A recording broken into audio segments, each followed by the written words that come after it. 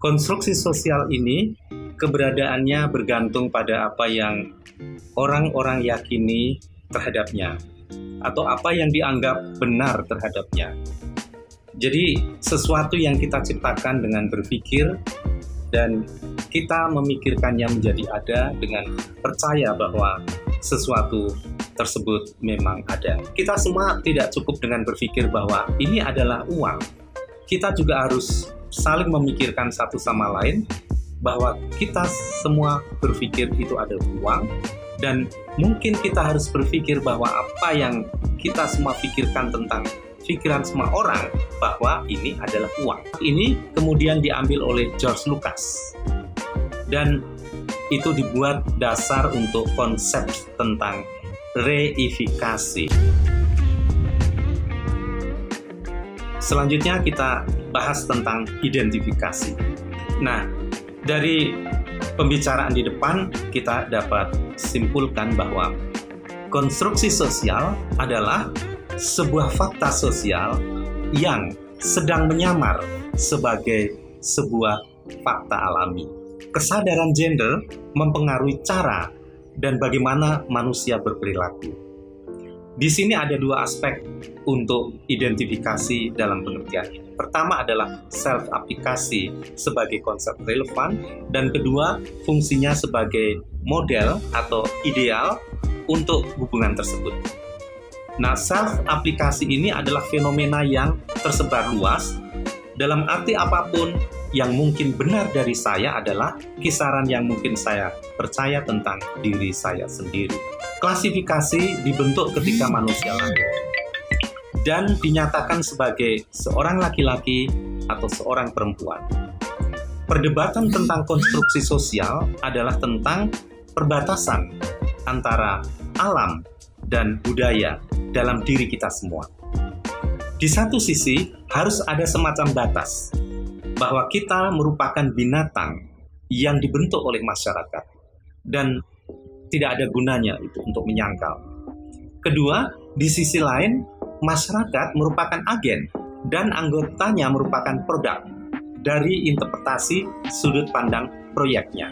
Dengan arti lain, anggota tersebut dituntut untuk selalu mengikuti aturan yang telah dibuat oleh masyarakat.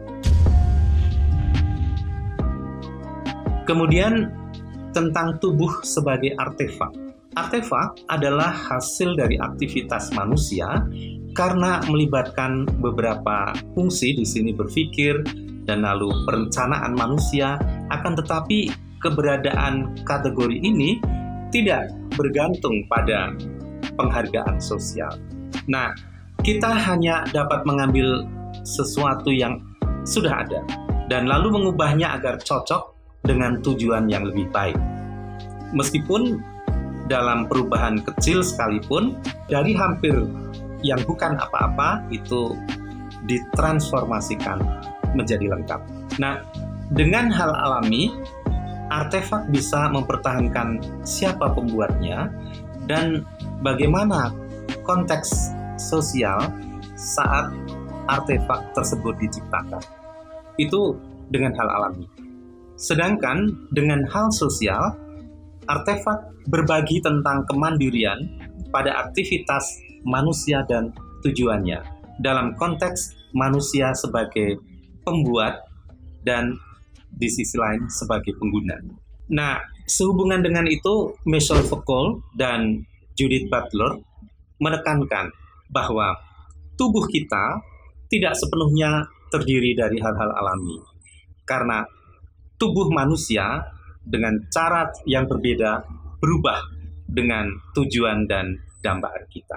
Katakan dengan motivasi untuk memperindah, kita tunduk terhadap hal yang sulit dan bahkan membahayakan untuk menjadikannya nampak lebih baik. Namun, periode terbesar dalam hidup kita lebih dicurahkan untuk bergerak dengan pola aksi, reaksi, persepsi, dan perasaan melekat seperti kebiasaan dalam tubuh. Jadi, tubuh manusia itu adalah jenis artefak itu sendiri. Selanjutnya, kita lihat tentang performatif dan divisi kerja linguistik. Performatif ini sebagai tindak tutur yang menimbulkan fakta sosial. Demikian ditegaskan oleh John Lang's Austin. Nah, dalam hal ini kita membedakan ada konstantif dan performatif. Konstantif itu ujaran deskriptif normal. Misalnya, saya berjanji untuk datang ke pestamu besok. Nah, sedangkan performatif itu bersifat eksplisit berdasarkan banyaknya jenis status sosial. Misalnya, seorang hakim mengatakan, saya menghukummu 4 tahun penjara. Nah, kembali pada perbedaan konstantif dan performatif tadi. Kita cermati tindak tutur wasit itu mempunyai pengaruh performatif. Namun, ada kemungkinan terjadi kesalahan dengan konstatif yang wajar, sehingga diperlukan tindak tutur tegas yang disebut decisif.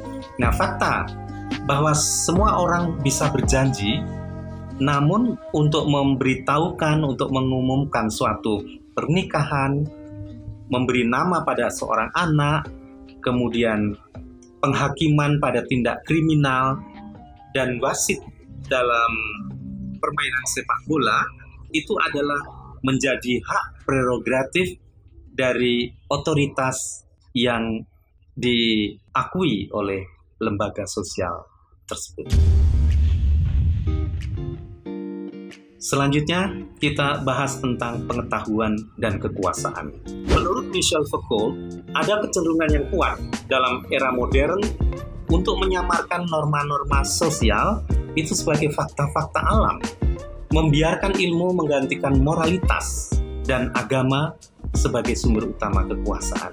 Michel Foucault adalah seorang filsuf Prancis, sejarawan, ahli bahasa, dan sekaligus kritikus sastra. Nah, teori-teorinya membahas tentang hubungan antara kekuasaan dan pengetahuan, dan bagaimana kekuasaan dan pengetahuan tersebut dapat membentuk kontrol sosial melalui lembaga-lembaga kemasyarakatan, terutama adalah penjara dan rumah sakit. Pemikirannya telah berpengaruh luas bagi kelompok akademis dan aktivis. Dalam hal ini, menurut Foucault, bahasa itu tidak bisa dikurung dalam apa yang ditulis dan apa yang menjadi tafsirannya, tetapi keduanya terjalin tanpa pemisahan. Dan hal ini adalah salah satu dari pemikirannya tentang subjek dan objek, bahwa bahasa yang ditulis dan menjadi tafsirannya itu tidak bisa dipisahkan dari subjek dan objek. Contoh tentang subjek dan objek ini adalah filsuf yang merayakan kematian subjek sebagai pengada awal yang disejajarkan dengan Tuhan. Lalu setelah itu, jika Tuhan mati, maka manusia yang mengikuti Tuhan juga mati. Sebab manusia yang mengikuti Tuhan itu tidak punya kuasa untuk dirinya tanpa Tuhan yang memberikan makna kepadanya. Nah, subjek menurut Foucault, subjek itu sejajar dengan individu hanya akan bisa ditelaah melalui kekuasaan. Lalu kekuasaan sendiri baginya bukanlah nominalis, tidak kejal, dan tidak bisa dipegang. Kekuasaan adalah pengkataan dari multiplisitas dan jalinan kuasa-kuasa. Kekuasaan bukan sesuatu yang bisa dimiliki, bahkan oleh kaum dominan sekalipun. Tidak bisa dipengaruhi oleh kepenuhan hukum ataupun kebenaran. Dia tidak tunduk pada teori politik normal, tidak bisa direduksi oleh representasi hukum. Kemudian hubungan antara subjek dan kekuasaan adalah bukan pelaku dan produk, sebab bukan subjek secara substantif yang menciptakan kekuasaan itu. Karena pada dasarnya, yang menerangkan adanya kekuasaan dan pengetahuan ini dapat diterangkan dan dikaitkan dengan norma-norma dan praktek-praktek sehingga saling terkait dan dapat bekerja. Lalu sampailah kita pada pembahasan akhir tentang pengetahuan sebagai status sosial. Pengetahuan dalam hal ini difahami sebagai informasi yang telah dikombinasikan dengan pemahaman dan potensi untuk menindaki dan lantas melekat di dalam benak seseorang. Status sosial mengacu pada kedudukan seseorang di tengah-tengah masyarakat. Status sosial ini dapat diperoleh melalui cara otomatis maupun melalui perjuangan. Contoh status sosial otomatis adalah suku, usia, golongan, jenis, kelamin, dan keturunan kita dari mana. Sedangkan contoh kasus sosial yang melalui perjuangan adalah kekayaan, tingkat pendidikan, pekerjaan, dan lain-lain. Nah, performatif di sini menyatakan sesuatu diiringi dengan tindakan atau perbuatan yang mana tindakan tersebut tidak memerlukan jawaban dari lawan bicara.